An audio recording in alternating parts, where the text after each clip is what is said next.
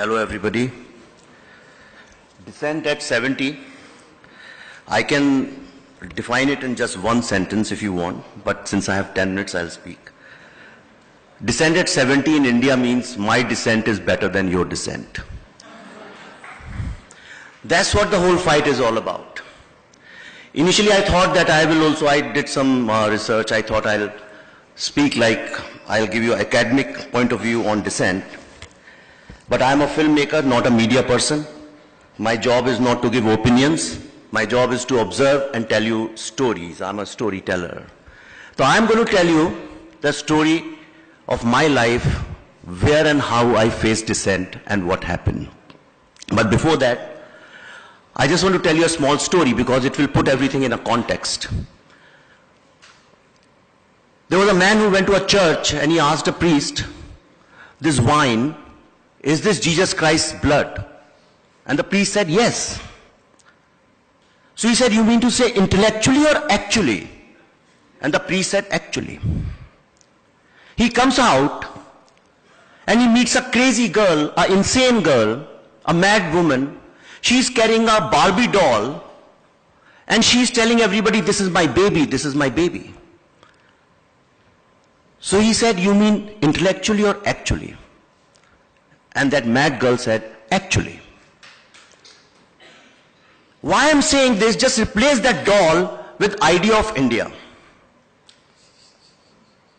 Now the whole debate is, there's an old school of journalism, old school of politics, old school of filmmaking, old school of narrative. They're still carrying a certain kind of narrative. They believe this is the idea of India, this is how the India should be. And in the process what has happened is that India has died, the idea of India they had, there is no India in that idea of India. India has changed and they don't know the pulse. Somebody else knows the pulse. He has taken over the narrative, which can be the new government, you can call him Modi, it can be social media.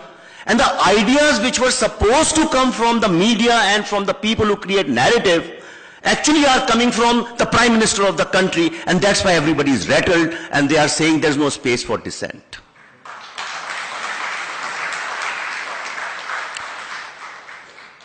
I spent most of my time in advertising, then in filmmaking, so I was mostly in a capitalist world. But I'll tell you how the whole thing began. When I was studying in Bhopal, in Bhopal University, there was the principal of our college.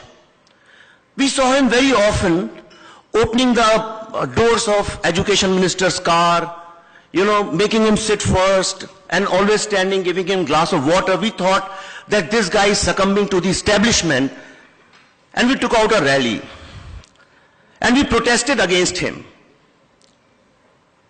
And that day, since I led that protest, that day everybody called me, the principal called me and he said, I'm suspending you for a few days because you are a Naxal. That day I become a Naxal. Cut to, I'll talk in a film jargon, cut to, a few years ago in 2014, early 14 or I think 2013, late 13, when Narendra Modi's nomination was confirmed that he is going to contest this election. A lot of creative people, mostly from the film industry, led by the first name, a letter came which said that a fascist government is going to come, a fascist leader is contesting elections, and it is the responsibility of the creative world and the intellectuals of this country to stop him from becoming the Prime Minister. All of you know about that letter. When it reached me through the association, I said this narrative has been there for a long time.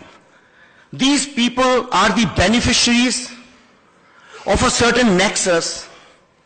So therefore this is the establishment.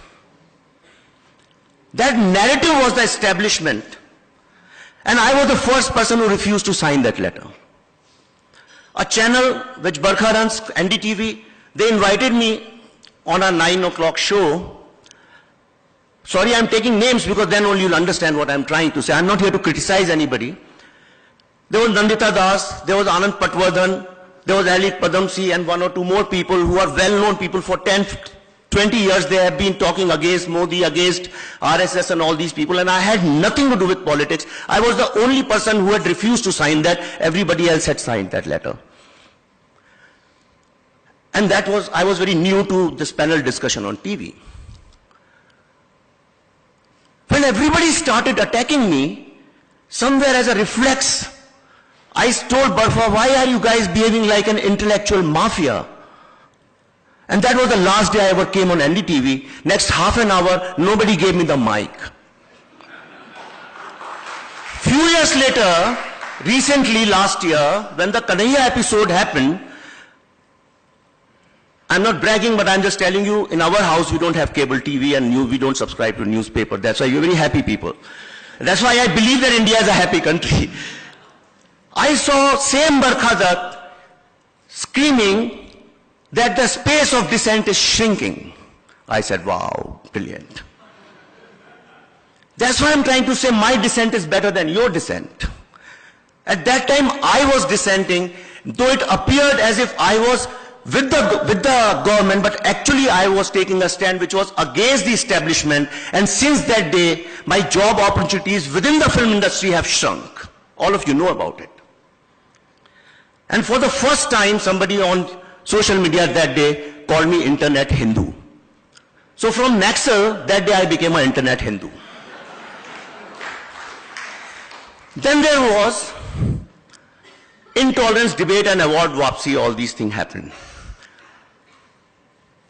Anupam Kher called me, he said, I am taking out a march, would you want to come? I said, no, I don't want to get involved in politics. But next day I saw on TV a so-called poet and author, writer, Mr. Ashok Bajpai was leading a campaign called Award Wapsi. Suddenly I remember 1974-75, Gupta ji was talking about emergency. I'll tell you what is like emergency. This was just few months before emergency.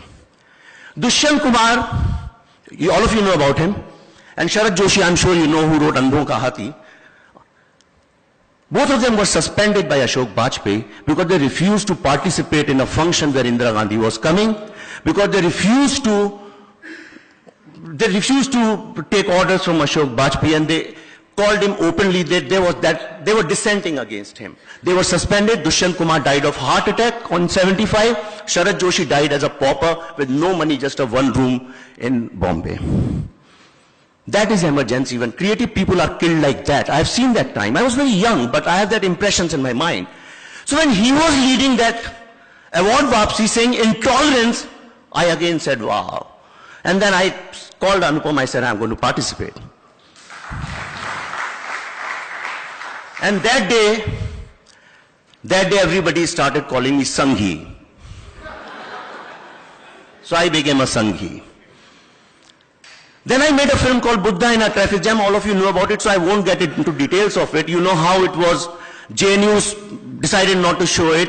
The Dean of Cinema Studies refused to show the movie. And this was when Kanhaiya episode was taking place, and all the top journalists of this country, sir, I'm just telling you about the emergency-like situation. All the top journalists of the country were screaming. They were screaming that the space for dissent is shrinking. That time a very important movie came in this country, not because it was mine, the first movie ever which said that there is a possibility that there's a nexus between the intelligentsia, media, NGOs and Naxals, and it's a truth that there is a nexus. Not even one journalist stood up and supported the film. Forget the film, nobody said, I stand with your dissent. I respect your dissent, and I will report exactly what's happening with you. Rupa ji knows my shoulder was broken, my car was broken in Jadavpur University. I tweeted help. You know who came for help? The common students of India. Not one journalist. And since that day, wherever I go, I ask these small young girls and boys, the so-called the vernacular journalists of India, you know what they tell me, and this is a very sad commentary, and it really pains me a lot. Wherever I go, they say, sir, we work so hard. Day and night we are working, we hardly earn any money. Why are we called media traders? Why are we called prostitutes? It's not our fault. I'll tell you why it is happening. If you want to understand how the role of media, now I have seen in last 1 year, media people, the journalists, especially the eminent and senior journalists, always in conferences they are justifying themselves. What is happening with them? How Twitter is treating them? I'll tell you what is happening. If you remember in the movies of 50s and 60s and up to 70s, you look at the role of a journalist, a poor guy, fighting for the cause of oppressed, fighting for the society, wants to build a great India based on truth, equality and all those things, then suddenly that role changed since the advent of Shah Rukh Khan. I'm saying Shah Rukh Khan because Amitabh Bachchan then Shah Rukh Khan. The same journalist became an urban guy, started wearing trousers and jeans and shirts, sometimes started singing songs also with girls. And he wasn't concerned about national cause, the cause for a common citizen. He became localite. He started fighting for a person rather than the society. And the journalist in today's movies is shown as a corrupt, rich, filthy rich, corrupt man who is become an oppressor. So for me, that is the establishment.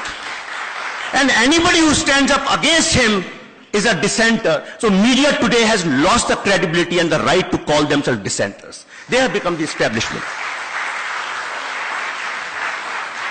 Why is it? I'll tell you a very subtle thing you have to understand. Our most watched movie in this country is PK. Most loved, because most people have seen. No movie can be most watched if people don't relate with it and relate with the characters. Look at the irony of that movie. Look at the irony of our society and the state of media in this country today. In that movie, the journalist, all she wants is a great story and TRPs. An alien has to come and tell her and change her heart and convince her why it is important to look for the interest of a common man. That is the in-depth analysis of that movie. Last thing, I just want to say, this identity crisis, this credibility issue is coming because media has become very aware of itself. When a filmmaker or an artist starts thinking that what I'm going to write, what I'm going to create, what impact it's going to have within my fraternity, what people are going to say about it, that day he loses the objectivity of the whole issue. That's what media is doing. पर जैसे कहते हैं भगवान जब एक दरवाजा बंद करता है तो दूसरा खोलता है. Times have changed. You have to live. Mohandas Pai was giving me some brilliant statistics today of artificial intelligence and all. I think in modern times, in these times, media is the establishment, is part of a nexus, and the social media is the new dissenter. The common citizen is the new dissenter, and which is why media is spending 90% of its time criticizing Twitter and defending their own position. So now the responsibility is on you guys. Thank you.